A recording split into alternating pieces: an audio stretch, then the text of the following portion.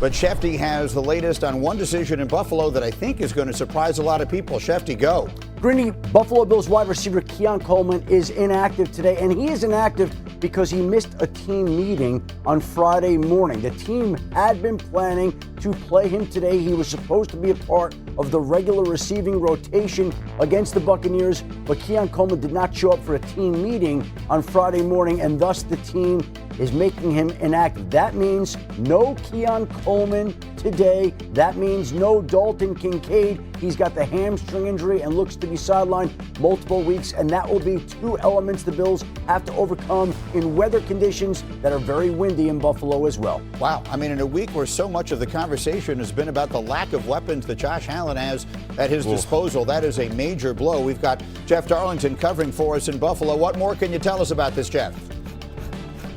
Well, that's exactly right, Greeny. This is just one more blow to an offense that's still sort of searching for its identity. You heard Schefter also mention Dalton Kincaid being out of this game. He is the leading touchdown catcher of this team and the leader when it comes to receiving yards per game. So that actually probably the bigger hit for this team. By the way, Khalil Shakir, another wide receiver, has been limited this week as well. And that is not even really the biggest storyline here, and that is the fact that James Cook last week against the Dolphins in that loss was only able to garner 53 yards on 13 carries. This team knows they have to get Cook going again. They live and die by that running game, and it just wasn't there against the Dolphins. Sean McDermott saying this week that he has to view that as a learning experience as they move forward. But the Bills are not the only team dealing with adversity. Also, the Buccaneers coming off a loss of their own in which they gave up 2 rushing touchdowns over 50 yards. And in that game, the day after on Monday, Todd Bowles having players stand up. He wanted them all to be accountable when it comes to that play. And by the way, things are now toppling over here on set, which brings me to my final point, and that is the wind here today. The feels like temperature here in Buffalo is 20 degrees. The wind is howling. I am cold.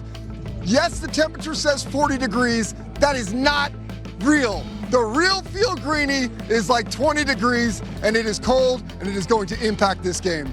It's just an average day in Buffalo. Then, huh? 23 miles an hour. You see that? Darlington is so right soft. of your screen. He's so soft. It's always windy in Buffalo. It is always cold and windy in Buffalo. Jeff is a guy from Florida, so the temperature hits a little different for him. But Love you, Jeff, but you're soft. Let's get serious and get back to the point here. Keon Coleman, this is a significant blow for an offense that already missing Dalton Kincaid. So now, Alex, you're Josh Allen. The world is already questioning whether you have enough guys to help you with. What does this mean for him today against a Todd Bowles defense? Yeah, this supporting cast that Josh Allen has, especially on the outside, is really limited. And now Keon Coleman out. That will play big today. But the problem I have is, again, even how they used Keon Coleman when they did have him. Again, kind of throwing jump balls to him a few times a game. That he really wasn't, kind of a big product of this offense. They do get Josh Palmer back today, so look for him to step into that role in some matchups. But for me, again, talking about that limited supporting cast, I really want to see them step on the gas with Josh Allen. I want to see more Josh Allen. Like today's a day with the weather. Let's get the QB run going, right? Let's move him. Let's incorporate him in the offense.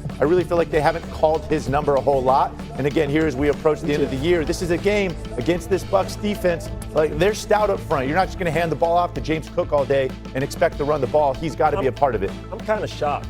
Yeah, don't you try to work him in all week, too? No, this is what I'm shocked about. Well, how big is this problem in Buffalo, okay? Because you're saying that a man missed a team meeting, but you completely take him out of the whole game from 4 quarters. Whatever happened to, hey, man, we're going to take you out the first series, or maybe take you out the first quarter, maybe the first half. So there's bigger things going on in Buffalo. And the reason why I'm so confused about this Keon Coleman missing this whole game with just missing a meeting, not the whole day of Friday, just a meeting, it's because you're talking about Josh Allen just throwing him up jump balls and just using his athletic ability, rightfully so. They brought in some guys over the past week or two to try to open up this wide receiver core. It just can't be Shakir. It can't be the dumps to Shakir. So, when I'm looking at Josh Allen and this Bills offense, Josh Allen, 4 interceptions in the red zone. That leads the National Football League. So, where's their outside weapons? Where's the outside productions going to come from? Was it Knox? No, Kincaid. I think he's hurt today, right? Yep. So I just think for me that this problem with a guy like Keon Coleman that you drafted, last year, moved up. I think he was a second-round pick. Yes. Yep. Something like that. So for a guy to miss a meeting and not the whole day, and now you're sitting him out the game, this problem is bigger. I just want to see in the red zone, he was a target to throw the jump ball to. You have 4 interceptions. Who's going to be the guy that worked the red zone for Josh Allen? I love the fact that you talked about it right there. That's the tip of the iceberg. There's no way it's just an isolated case here. Is it with the individual or is there several more individuals? I don't know, but Mosh, you killed it, because no way, if it's just missing one meeting, all right, do you take this guy out? No chance. So there must be a bigger issue there, and that's a great point, Randy. Now, I want to talk about something else that you mentioned, all right? You talked about the red zone interceptions. This guy used to be, in my opinion, you called him Superman, the best red zone quarterback in the history of football. So what's going on here? I don't think it's just in the red zone. Look, last year, Josh Allen got sacked on 2.6% of his passes. 2.6, that's really good. He had 24 throwaways. This year, all right, 6.5% of the passes he's getting sacked. He only has 6 throwaways. That tells me he's trying to wait for guys to come open and taking more sacks than just throwing the dang ball away. All right? I don't think he has the fantasy-type decisions, important things we've just covered in the last few minutes. Keon Coleman not playing for the Bills today.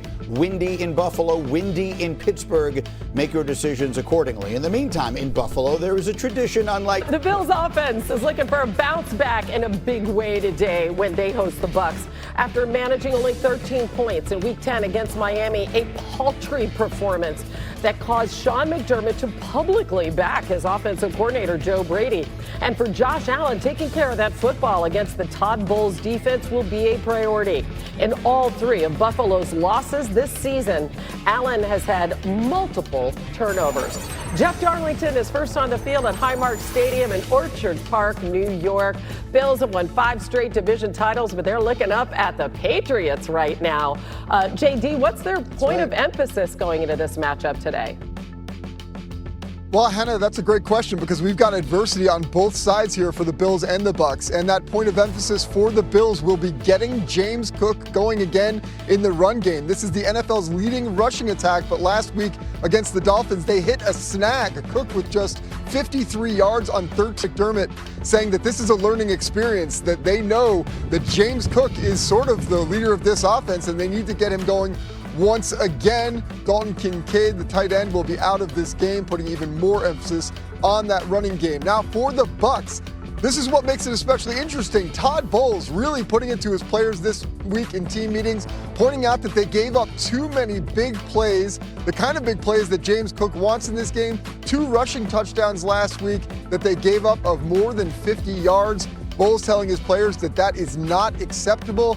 So again, what makes this interesting is something has to give here. Cook trying to get back on track, the Bucs trying to stop those big plays. We will see which team comes out with the win and puts themselves in better position for the postseason. Yeah, and the Bucs without Bucky Irving and Chris Godwin again. I just want to do a wellness check on you. Are you okay? Because now you're in cold weather. No, I'm not. What do I have to do to say, like, come get me? It feels like 20 degrees out here. Oh, the real feel of 20, because it says 40. We don't talk about the actual temperature that's 40. We talk about the real feel that is 20. It feels like 20. If it feels like 20, Hannah, it is 20. It is okay? 20. It's 20 degrees. Yes, if only, you wore gloves or something practical like that, but it would ruin feels the like look. 72 in Florida. Yeah. Jeff, thanks.